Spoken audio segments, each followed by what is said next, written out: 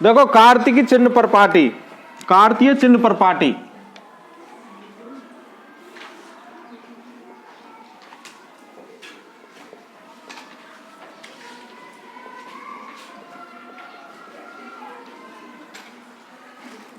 परावर्तन के संबंधित जितने भी सवाल हैं, इस चिन्ह पर पाटी के अनुसार बिंब की दूरी, प्रतिबिंब की दूरी और तुम्हारे बिंब की ऊंचाई, प्रतिबिंब की ऊंचाई, बिंब की स्थिति, प्रतिबिंब की स्थिति, ये सारी चीजें यहां पर आसानी से समझ में आ जाएंगी कि इनकी दूरियों को धनात्मक लिया जाएगा या ऋणात्मक लिया जाएगा, फोकस दूरी को ऋणात्मक लिया जाएगा या धनात्मक लिया जाएगा। तो इस पर पाटी से हमें आसानी से समझ में आ जाएगा।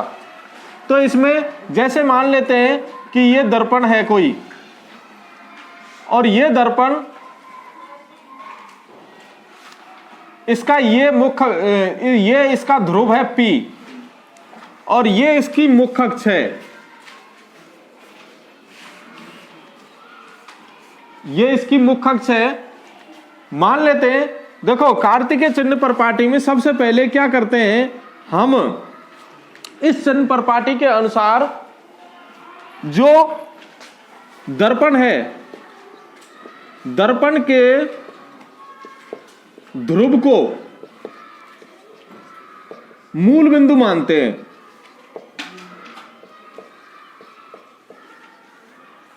दर्पण के ध्रुव को मूल बिंदु माना जाता है और जो मुख्य अक्ष है, मुख्य अक्ष को x अक्ष के रूप में दर्शाते हैं। तीसरी बात यह है कि ध्रुव से दाईं ओर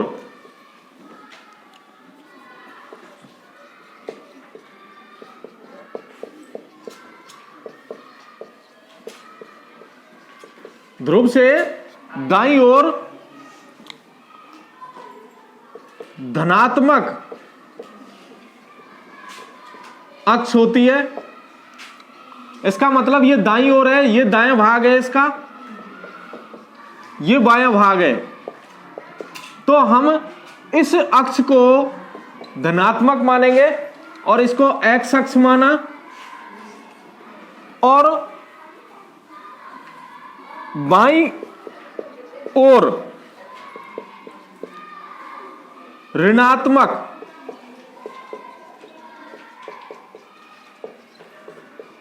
अक्ष मानेंगे। इसका मतलब इधर की ओर ऋणात्मक चिन्ह आएगा। कार्तिक चिन्ह पर पाटी में वस्तु हमेशा बाईं ओर रखी जाएगी। चौथी कंडीशन में इस चिन्ह पर पाटी के अनुसार वस्तु या बिंब को बाईं ओर रखा जाएगा। बाईं ओर रखा जाएगा। पांचवी कंडीशन में यहां लिख देता हूं इधर की साइड में।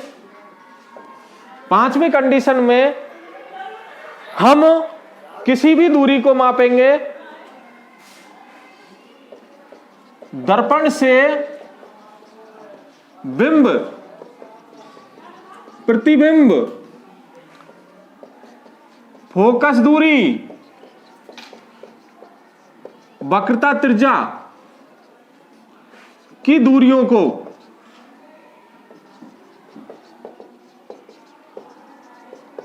ध्रुव से मापते हैं।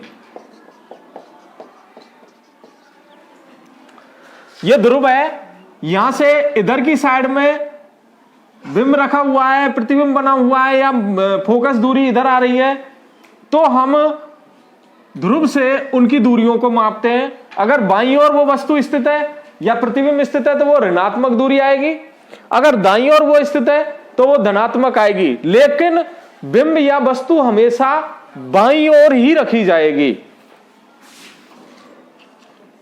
छठी कंडीशन में मैंने ये लिखा है, इस चिन्ह पर पाटी के अनुसार वस्तु या बिंब बाईं ओर रखा जाएगा और इसकी दूरी ध्रुव से मापी जाएगी। इसकी दूरी हमेशा ध्रुव से मापी जाएगी। छठी कंडीशन ये है कि अवतल दर्पण में मुख्य फोकस बाईं ओर होता है, अर्थात फोकस दूरी ऋणात्मक होगी।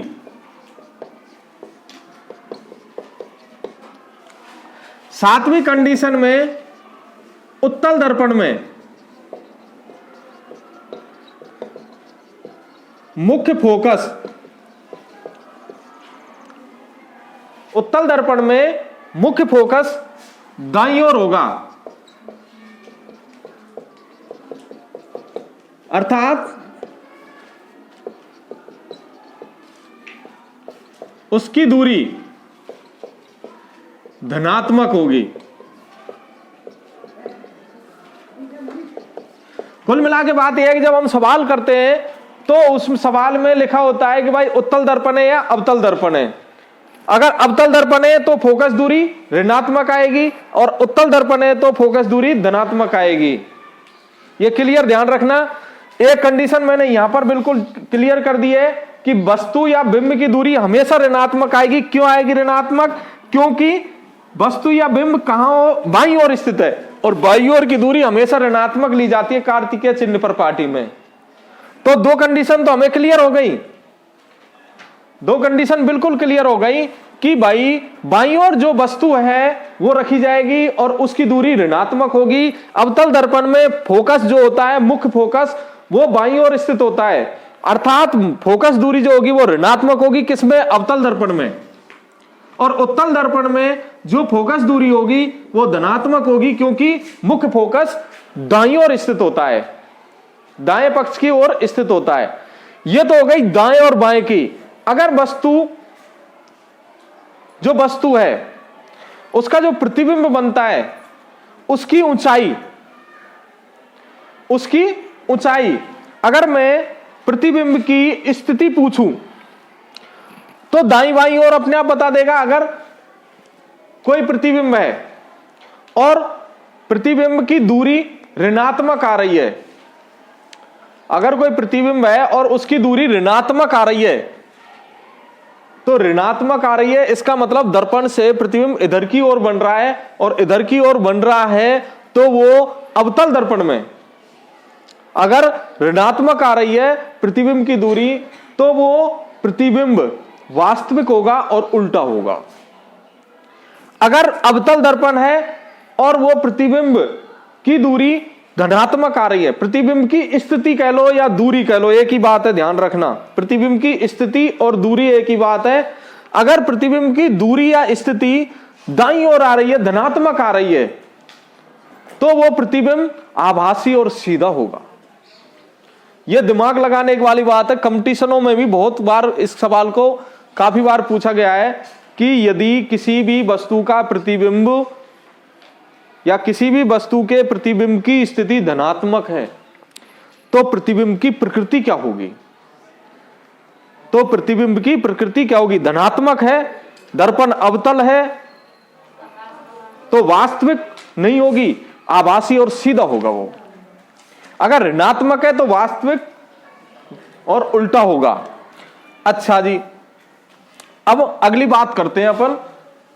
7 पॉइंट हो गए, 8वां पॉइंट। इसमें दर्पण को बाई अक्ष माना है। दर्पण कौन सा दर्पण? गोलीय दर्पण। गोलीय दर्पण जो है उसको वाई अक्ष माना है। अगर ध्रुव से ऊपर की ओर, 9वीं कंडीशन में, अगर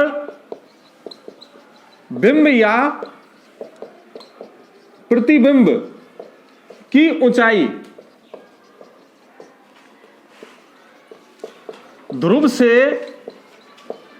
ऊपर की ओर हो तो, चाहे इधर हो चाहे इधर हो, मान लेते हैं ये ऊपर की ओर है, तो ऊपर की ओर तो हम धनात्मक लिखते हैं और नीचे की ओर हम ऋणात्मक लिखते हैं। जैसे ग्राफ बनाते हैं ना बेटा, जैसे ग्राफ में ये एक्स अक्ष है और ये वाई अक्ष है, यहां 0 लिखते हैं, 1 2 3 4, इधर -1 -2 -3, ऐसे ही नीचे की ओर लिखते हैं -1 -2 -3 -4, ऐसे 1 2 3 4। तो ऊपर तो धनात्मक है, नीचे ऋणात्मक हो तो प्रतिबिंब या इनकी ऊंचाई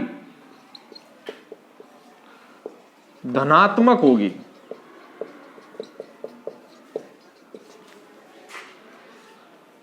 तथा नीचे की ओर स्थित है तो इनकी ऊंचाई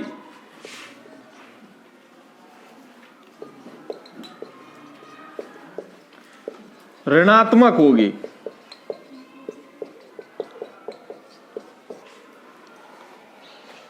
आपको ध्यान होगा जब मैंने प्रतिबिंब बनाए थे तो जितने भी प्रतिबिंब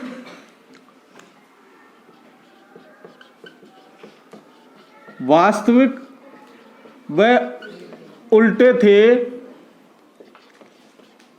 वास्तविक और उल्टे थे, वो इधर की साइड में ही थे और नीचे लटक रहे थे। और आपको ध्यान होगा आभासी व सीधा जो प्रतिबिंब बना था वो ऊपर की ओर बना था, ऊपर की ओर बना था और उल्टा प्रतिबिंब नीचे की ओर बना था। तो जो प्रतिबिंब उल्टा बनता है वो वास्तविक होता है और जो सीधा बनता है वो आभासी होता है। तो आपको जैसे मान लेते सवाल में प्रतिबिंब की ऊंचाई, प्रतिबिंब की ऊंचाई -4 सेंटीमीटर दे रखी है सवाल में। अब ध्यान से सुन लो, यदि किसी प्रतिबिंब की ऊंचाई -4 सेंटीमीटर है तो प्रतिबिंब की प्रकृति बताओ। इसमें सवाल यह है कि यदि प्रतिबिंब की ऊंचाई -4 सेंटीमीटर है तो प्रतिबिंब की प्रकृति, प्रकृति का मतलब कि वो वास्तविक है या आभासी है। तो माइनस शब्द आते ही आप समझ जाना कि भाई माइनस तो उल्टे के लिए आता है और उल्टा हमेशा वास्तविक होता है, वास्तविक व उल्टा, ये प्रकृति नंबर आ जाएगा आपका एक। सवाल इसमें काफी घुमा फिरा के आते हैं बेटा, आपको दिमाग लगाना है। बस ये चिन्ह पर पार्टी जो है ना, ये हमें क्लियर कर देगी कि वास्तविकता में क्या कंडीशन होने वाली है हमारे साथ में, हमारा सवाल सही होने वाला है या नहीं। अगर आपने माइनस की जगह प्लस और प्लस की जगह माइनस लगा दिया तो यूं समझ लो कि आपका सवाल बिल्कुल चौपट हो जाएगा, गलत हो जाएगा। अब इसके लिए मैं एक सारणी और बना देता हूं कि कब माइनस आएगा कब प्लस आएगा।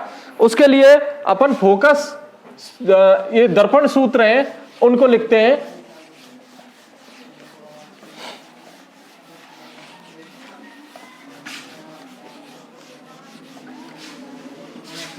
दर्पण सूत्र 3 है, उन तीनों दर्पण सूत्रों को हमें सिद्ध नहीं करना है, बस याद रखना है। दर्पण सूत्रों को हमें याद रखना है।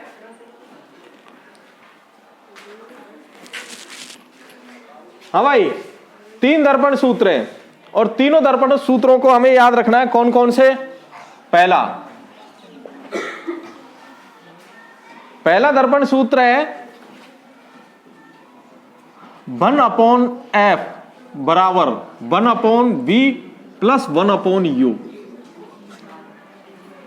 ध्यान से सुनना, यहां पर हमें ये जो दिख रहा है इसमें एफ वी यू क्या है?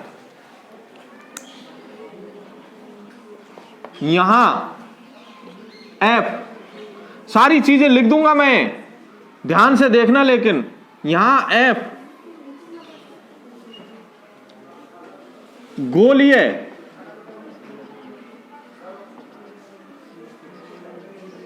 दर्पण की फोकस दूरी है जो अवतल दर्पण के लिए ऋणात्मक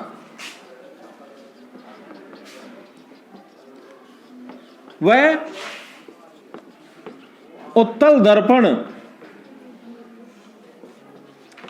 के लिए धनात्मक होगी।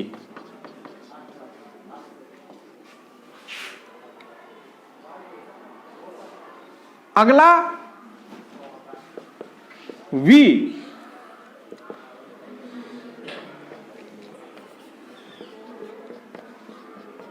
प्रतिबिंब की ध्रुव या दर्पण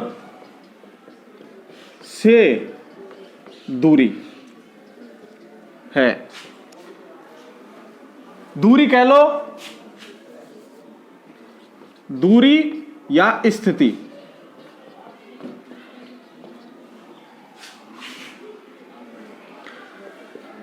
नेक्स्ट है U, बिंब या वस्तु की दर्पण से दूरी या स्थिति है जो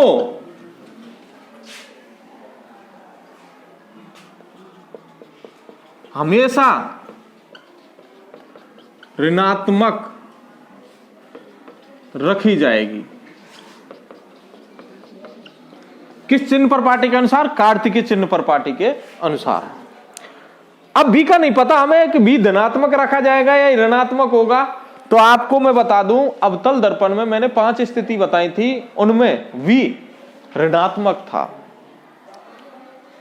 कब कब था? जब वस्तु को अनंत पर रखेंगे तो भी जो प्रतिबिंब है वो ऋणात्मक होगा। जब वस्तु को हम सी व अनंत के मध्य रखेंगे तब भी प्रतिबिंब की जो बिंब की प्रतिबिंब की स्थिति ऋणात्मक होगी। और जब हम वस्तु को सी पर रखेंगे तब भी प्रतिबिंब की स्थिति ऋणात्मक होगी। जब हम वस्तु को सी व एफ के मध्य रखेंगे तब भी प्रतिबिंब की स्थिति ऋणात्मक होगी। और जब हम वस्तु को एफ पर रखेंगे तब भी प्रतिबिंब की स्थिति ऋणात्मक होगी। लेकिन एक स्थिति ऐसी आती है अवतल दर्पण में कि तब प्रतिबिंब की स्थिति धनात्मक होती है। वो है छठी कंडीशन, जब वस्तु ध्रुव व एफ के मध्य हो। आपको मैं बता दूं बेटा, यदि u का मान f से कम है, यदि u का मान f से कम है तो b धनात्मक होगा। पहली कंडीशन। यदि u का मान f से कम है तो v धनात्मक होगा, और यदि u का मान f से ज्यादा है तो v का मान हमेशा ऋणात्मक होगा। यह क्लियर कर लेना यहीं पे कि जब हम सवाल करेंगे तो मैं बार बार पूछूंगा, बताओ बेटा u का मान f से ज्यादा है या कम है, तो आपको दिमाग लगाना है। मान लेते हैं भाई कोई वस्तु है और 10 सेंटीमीटर की दूरी पर रखी है, और उस वस्तु को देखने के लिए मान लेते हैं अवतल दर्पण है, और अवतल दर्पण की जो फोकस दूरी है वो 15 सेंटीमीटर है, तो u कम हो गया भाई। ये तो u का मान है और ये f का मान है, तो u तो f से कम हो गया। इसका मतलब v जो प्रतिबिंब जो बनेगा उसकी स्थिति धनात्मक आनी चाहिए, उसकी स्थिति धनात्मक होगी। वो प्रतिबिंब जब धनात्मक आएगी ना, तो वो प्रतिबिंब आभासी होगा और सीधा होगा। 3 शब्द हैं, स्थिति,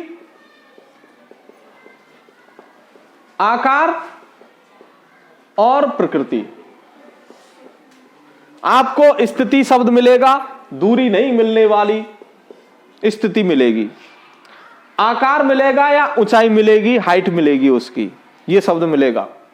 प्रकृति मिलेगी, उसकी प्रकृति का मतलब सीधे हम सट समझ जाओ कि ये उसकी प्रकृति, ये पूछ रहा है कि वास्तविक है या उल्टा है, आभासी है या सीधा है, बस ये प्रकृति है उसकी। ये हमें ये धन और ऋणावेश से पता चल रहा है। तो आपको ये 2 कंडीशन है बेटा, 2 कंडीशन आपको अच्छी तरह से याद रखनी है। 6 कंडीशनों में एक ही कंडीशन ऐसी आती है जब u का मान f से कम है, नहीं तो 5 कंडीशनों में u का मान f से ज्यादा ही होगा। यह क्लियर है। कार्तिकेय चिन्ह प्रपाटी यही बताती है, और इसीलिए कार्तिकेय चिन्ह प्रपाटी बहुत इंपॉर्टेंट है इस पाठ में। अगली बात करते हैं, एक सूत्र हो गया दर्पण, दूसरा सूत्र दर्पण सूत्र। अगला, किसी दर्पण की आवर्धन क्षमता निकालनी है।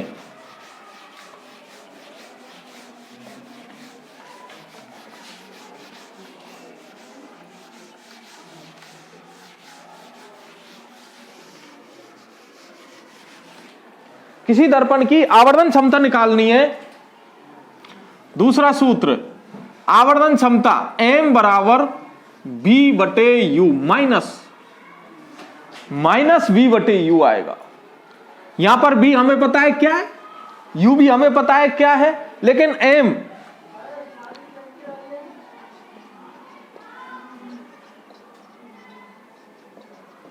दर्पण की आवर्धन क्षमता m, यह धनावेश भी हो सकती है, ऋणावेश भी हो सकती है।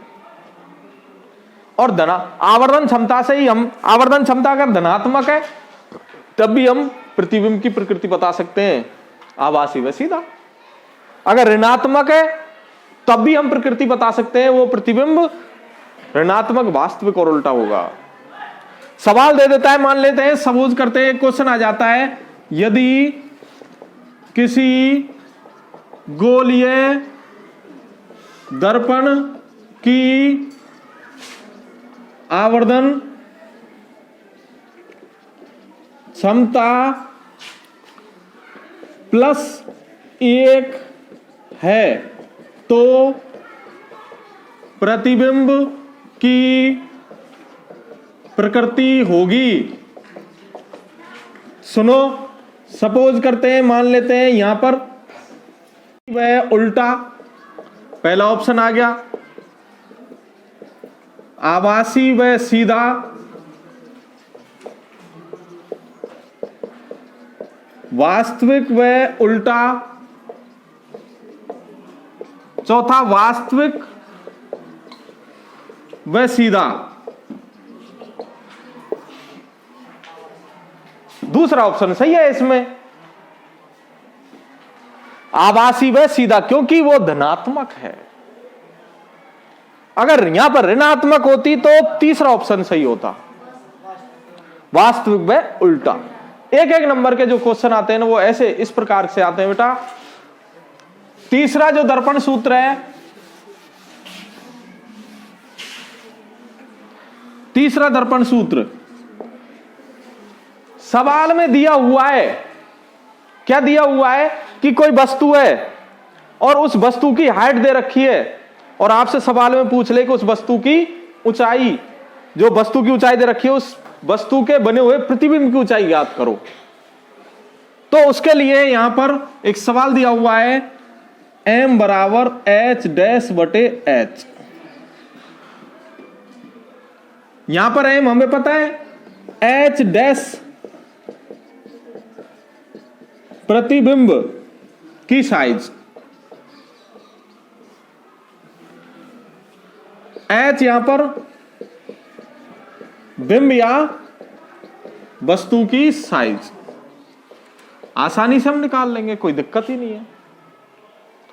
तो इस प्रकार से हमें ये 3 सूत्र हैं और तीनों सूत्रों में कब धनात्मक लगाना है, कब ऋणात्मक लगाना है, एक सवाल करके देखते हैं।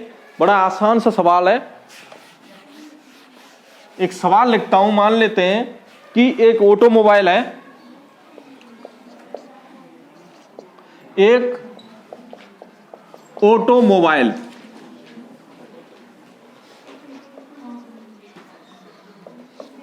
ऑटोमोबाइल का मतलब कोई भी व्हीकल के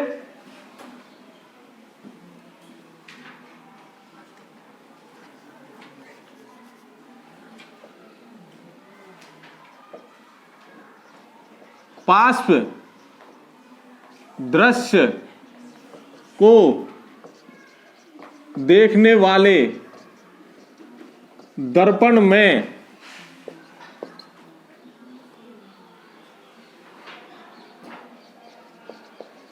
वस्तु का प्रतिबिंब बन रहा है। यदि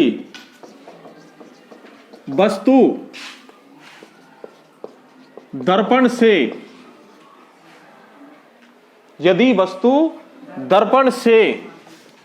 20 मीटर की दूरी पर स्थित है तथा दर्पण की वक्रता त्रिज्या 20 मीटर है, तो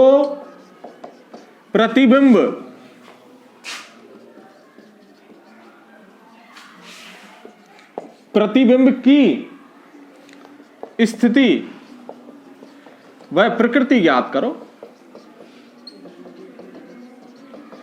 सवाल घुमा के पटक देगा। एक ऑटोमोबाइल मतलब कोई वाहन है, उसके पार्श्व दृश्य को देखने वाला दर्पण। मैंने आपको दर्पणों के उपयोग बताए थे, तो आपको मैंने एक उपयोग यह भी बताया था कि पार्श्व दृश्य को देखने वाला जो दर्पण होगा वो उत्तल दर्पण होगा। सबसे पहले यह पहचानना है हमें कि दर्पण कौन सा है। वो कौन सा दर्पण होगा? उत्तल दर्पण होगा। दूसरी बात है कि वो वस्तु का प्रतिबिंब बन रहा है, और वस्तु जो है दर्पण से दूरी, वस्तु की दर्पण से दूरी को जब हम लिखते हैं वो u से लिखते हैं, और हम उस दूरी को मान लेते हैं 20 मीटर की दूरी पर स्थित है। वो माइनस में लिखेंगे, कोई दिक्कत नहीं है, क्योंकि वस्तु हमेशा ऋणात्मक, वस्तु की दूरी को हमेशा सवाल में ऋणात्मक लिखेंगे। ठीक है। दर्पण की वक्रता त्रिज्या r दी हुई है, और उत्तल दर्पण जो है ना उसकी फोकस दूरी धनात्मक होती है, तो वक्रता त्रिज्या भी धनात्मक होगी। वक्रता त्रिज्या भी धनात्मक होगी क्योंकि फोकस दूरी धनात्मक होती है। मैंने अभी थोड़ी देर पहले बताया था।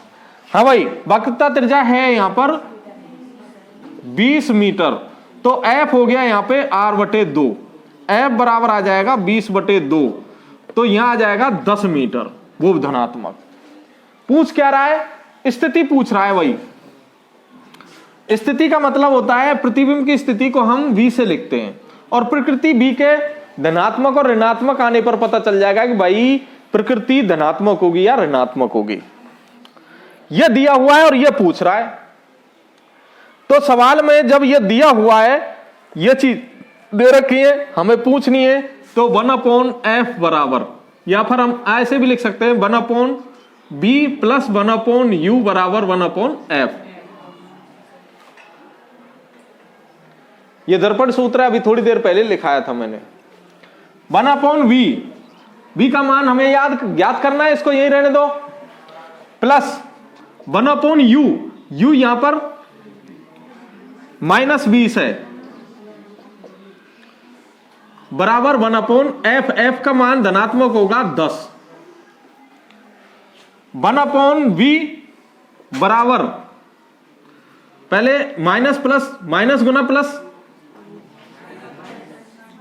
प्लस गुना प्लस प्लस, समान जो चिन्ह गुना होते हैं ना वो प्लस आते हैं, और असमान गुना चिन्ह जो होते हैं वो माइनस आते हैं। ये ध्यान रखना, चिन्हों का गुना है ये। आपने मैथ वाले सर जी जो हैं उन्होंने बता दिया होगा आपको, समान चिन्हों का गुना होगा तब प्लस आएगा और असमान चिन्हों का जब गुना होगा तो माइनस आएगा, ये ध्यान रखना। माइनस गुना प्लस, माइनस 1/20 1/10 1/20 बराबर, ये माइनस का है, इधर जाके प्लस का हो जाएगा 1/10 प्लस 1/20, बात है नहीं। 1/v बराबर 1/v बराबर लघुत्तम ले लिया 20 आ गया, ये 2 प्लस 1 इधर कर देता हूं, 1/v बराबर 3/20 या v बराबर, इसको उल्टा करेंगे तो इसको भी उल्टा कर दो, 20/3, v बराबर आ जाएगा 6.67 मीटर। अब एक बात बता दो मुझे, यहां पर धनावेश है या ऋणावेश है? यह तो प्रतिबिंब की स्थिति आ गई कि जो प्रतिबिंब बनेगा उस दर्पण में वो 6.67 मीटर की दूरी पर बनेगा, और स्थिति यह बताती है कि इसमें चिन्ह प्लस का है, तो प्रतिबिंब सीधा वह आभासी होगा। बहुत आसान सवाल है, बड़ा आसान सवाल, ऐसे ही सवाल पूछे जाएंगे। समझ में आपको बस एक ही चीज आनी है कि भाई कौन सी चीज धनावेश आएगी, कौन सी चीज ऋणावेश आएगी, और धनावेश और ऋणावेश जब आ जाएगी तो हमें यह भी पता लगा देना है कि भाई इसमें दर्पण कौन सा आ गया। सारा दिमाग आपको इस सवाल में लगाना पड़ेगा, तब जाकर के सवाल आसान। देखो हल करने में कोई दिक्कत नहीं आई, बस हमें पता होना चाहिए कि भाई कौन सी चीज धनावेश है, कौन सी चीज ऋणावेश है, और किस चीज को हमने कहां रखा। तो ये सवाल है, कर लेना।